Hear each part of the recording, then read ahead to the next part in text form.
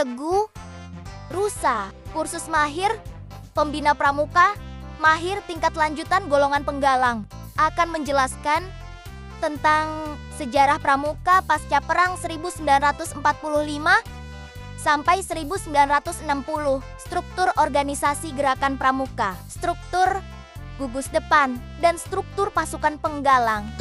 Assalamualaikum warahmatullahi wabarakatuh. Salam Pramuka.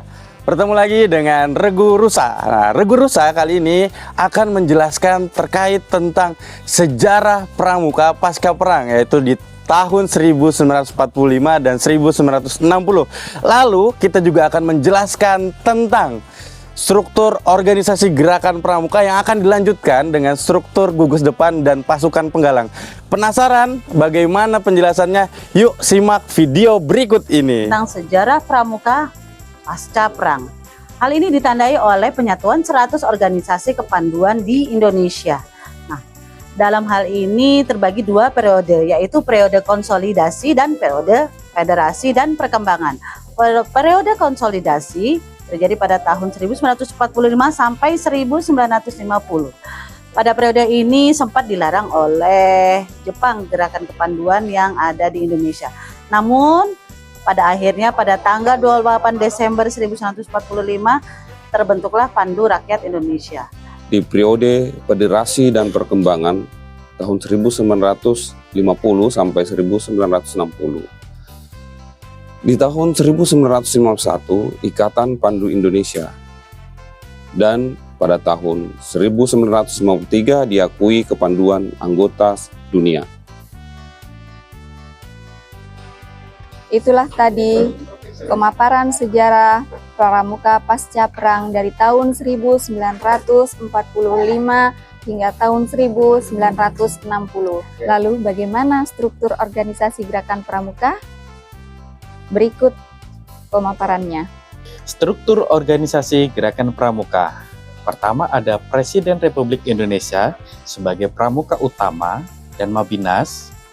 Kemudian Presiden melaksanakan musyawarah nasional 5 tahun sekali, menghasilkan Kuarnas.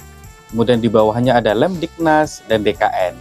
Selanjutnya ada Gubernur sebagai Mabida, melakukan musyawarah daerah selama 5 tahun sekali, menghasilkan Kuarda, ada Lemdikada, dan DKD. Selanjutnya, Bupati Wali Kota sebagai Mabicap melaksanakan musyawarah cabang 5 tahun sekali, menghasilkan Kuarcap, Lemdikacap, dan DKC.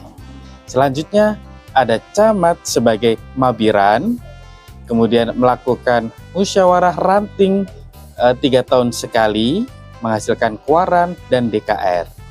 Kemudian Kepala Sekolah sebagai Mabigus melaksanakan musyawarah gugus 3 tahun sekali, yaitu di bawahnya Kuaran ada Korgudep, kemudian di bawahnya lagi ada gugus depan. Oke, itu tadi penjelasan tentang struktur organisasi gerakan pramuka. Lalu bagaimana dengan struktur organisasi gugus depan?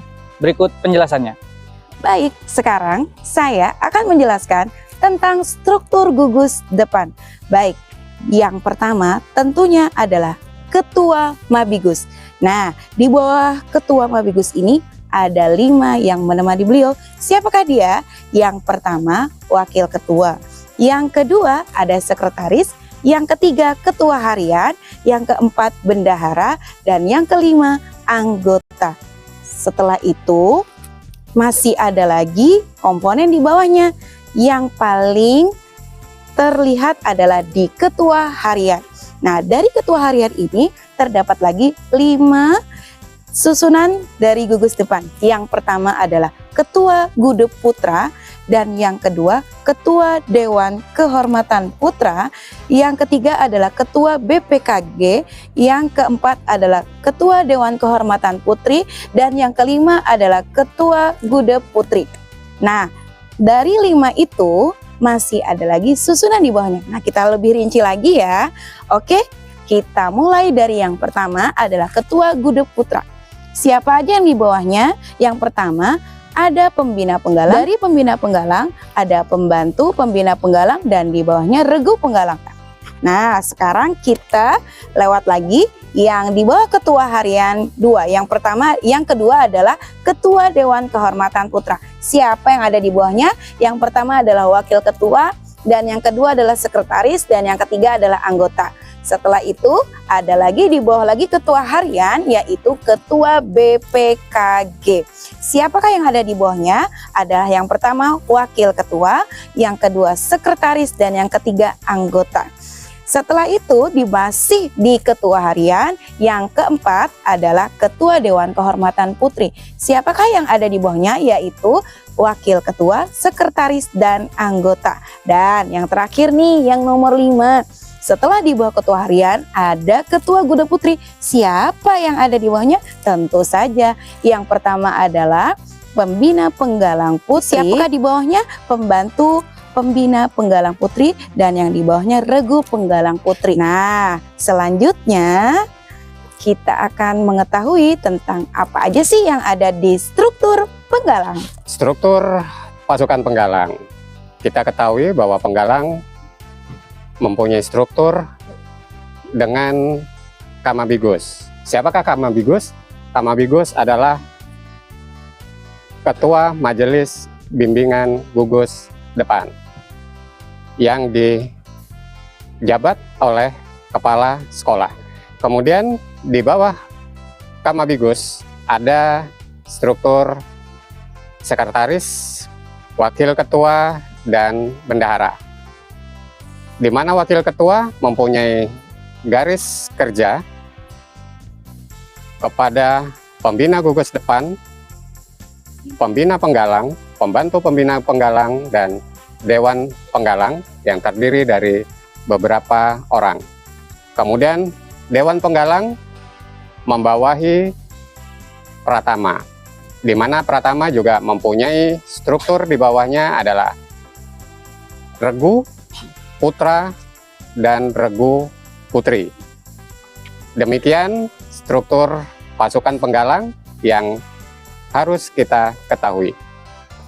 Nah, itu dia tadi penjelasan terkait dengan sejarah Pramuka pasca perang, struktur organisasi gerakan Pramuka, struktur organisasi gugus depan, dan struktur organisasi pasukan penggalang. Terima kasih kakak-kakak semua sudah menyaksikan tayangan dari kami. Kurang lebihnya saya mohon maaf. Wabillahi taufiq wal hidayah. Wassalamualaikum warahmatullahi wabarakatuh. Salam Pramuka. Salam. KML golongan penggalang, tangguh dan profesional.